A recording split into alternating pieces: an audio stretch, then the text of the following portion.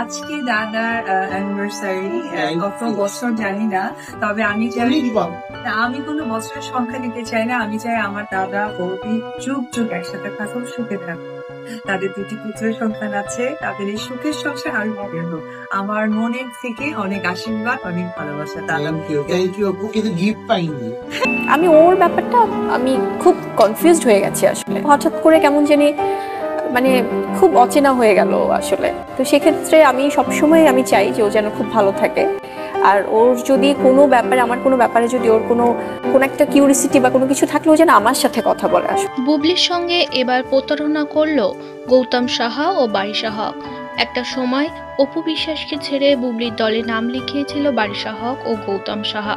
তবে বুবলির কিছু কারণে একটু অসুবিধা থাকায় তাকে ছেড়ে দিয়ে মাঝ রাস্তায় আবারও অপু বিশ্বাসের হাত ধরল গৌতম সাহা ও বারিশা হক। তাদেরকে নিয়ে এবার মুখ খুলেছে অভিনেত্রী শবনম বুবলি। বুবলি জানান, হঠাৎ করে কেন জানি না মানুষেরা এত প্রতারক, এত অপরিচিত হয়ে যায়। সত্যি বুঝতে পারি না, এগুলো শুধু আমার সাথেই হয়। আল্লাহ আমায় পরীক্ষা নিচ্ছে, আমি সর্বপরীক্ষায় ঠিক এগিয়ে যাব।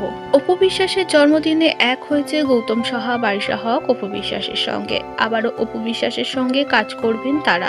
এদিকে বুবলিকে পুরোপুরি একা ফেলে দিয়েছে তারা। বুবলির সঙ্গে কাজ না করায় একটু ক্ষিপ্ত হয়েছে বুবলিও।